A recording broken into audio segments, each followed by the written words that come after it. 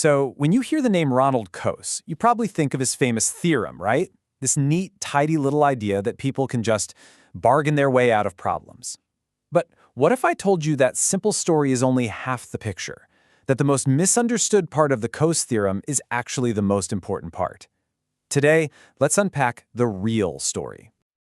Our story starts not in some stuffy economics classroom, but out in the fields of Long Island. Picture this. The year is 1802. The air is crisp. A pack of hounds is tearing after a fox, and this hunt, well, it's about to become one of the most famous property law cases in all of American history. No joke.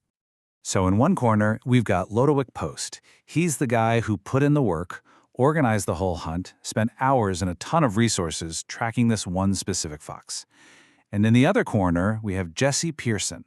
The court records actually called him a saucy intruder, which is just fantastic. Pearson basically just sees the chase happening, swoops in at the very last second, kills the fox, and walks off with it. So you can imagine, Post is furious. And of course, he sues. So, the big question is, who gets the fox? Is it the person who put in all the effort, or the person who actually, finished the job? Think about it for a second, because your answer actually says a lot about how you think property rights should work. The New York Supreme Court had to figure this out, and their logic is absolutely central to our story today. Okay, to really get this, we've got to fast forward a bit to the 1960s and meet the man himself, economist Ronald Coase. He looked at problems just like this fox hunt, or say a polluting factory, and he came up with this really radical way of reframing it. He basically said, look, we're all asking the wrong question. It's not about finding a villain. It's about making a choice between two things that just can't happen at the same time. The old way of looking at this is super simple, right? The factory pollutes, therefore the factory harms the neighbor. It's a one-way street of blame. But Coase comes along and says, whoa, hold on a minute. To stop the factory from polluting harms the factory owner, who then can't make his stuff. The harm is reciprocal. It's not a one-way street, it's a two-way problem. This idea is the absolute foundation of his legendary paper, The Problem of Social Cost. He argued we can't just get rid of harm, we can only choose which harm we're going to allow.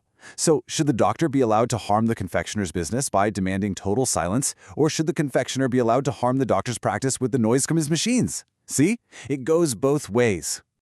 And hey, this whole doctor and confectioner thing, Coase didn't just pull this out of thin air. He grounded his whole theory in real legal cases. You can see it right here, on the actual page from his 1960 paper, where he's talking about a case where a doctor's work was getting messed up by the noise and vibrations from the candy maker next door. It's the exact same problem, the right to make candy versus the right to a quiet office. Okay, so this brings us to the part of the Coase theorem that everyone, and I mean everyone, learns in their first economics class. And frankly, it's the part that sounds a little too good to be true. This is the story of the perfect, totally frictionless bargain. So the textbook version goes something like this. If we lived in a world with zero transaction costs, and that means it costs absolutely nothing, zilch, to find each other, negotiate, and enforce a deal, then it doesn't really matter who the law favors at first. The people involved will just talk it out and bargain their way to the best, most efficient result for everybody. Let me break it down. Let's say you have a car that you think is worth $3,000, but to me, it's worth $4,000. It just makes sense for me to own the car, right? It's more valuable to me. So I offer you a price we can both agree on, say $3,500. You get more than you thought it was worth. I get it for less than I was willing to pay. Boom, we both win. And the car ends up with the person who values it the most. It's simple. And the takeaway from this is, well, it's kind of mind-blowing. In this perfect, cost-free world, what a judge decides doesn't actually determine if the factory keeps polluting or if the doctor gets his peace and quiet. The ruling only determines who has to pay whom. If the factory has the right to pollute, the neighbors can just pay it to install a filter. If the neighbors have the right to clean air, the factory can pay them for permission to pollute. Either way, the final outcome is exactly the same. But, and this is a huge but, we don't live in that perfect, frictionless world, do we? And this is where the popular understanding of Coase just stops, and where the real lesson actually begins. So welcome to the real world. It's messy. I mean, seriously, just think about it for a second. When have you ever made a deal that was truly 100% free of any costs? The whole idea of a zero transaction cost world, it's a fantasy, right? It's a useful one for thinking, but it is not reality. These costs, this is the friction, the sand in the gears of real life. Transaction costs are basically all the annoying stuff that gets in the way of a perfect deal. The costs of just finding the person you need to talk to, the time you spend haggling, the money you pay lawyers to write a contract, and maybe even the cost of suing them if they don't hold up their end of the bargain. I mean, just think about a factory polluting a town with, say, 10,000 people. How on earth are all 10,000 of those people going to get together and bargain with the factory owner? The cost of just coordinating that would be insane. It's just not going to happen. And this, right here, brings us all the way back to our fox.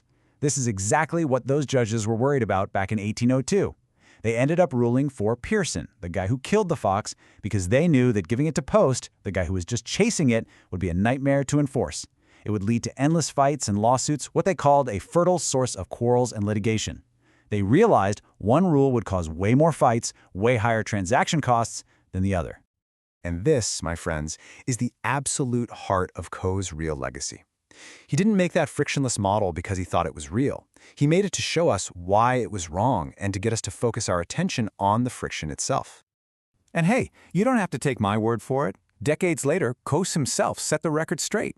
He said that whole Coase Theorem, the zero-cost part, was just a stepping stone.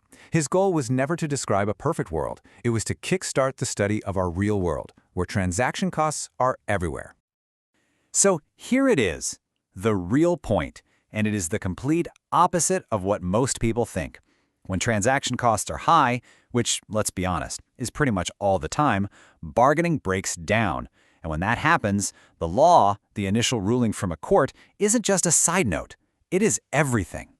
In a world full of friction, like ours, the judge's decision in the Fox case, or a new rule about pollution, doesn't just decide who writes a check, it determines the actual real-world outcome. The law, in Coase's view, becomes this crucial tool for making sure things get done efficiently when the market just can't handle it on its own.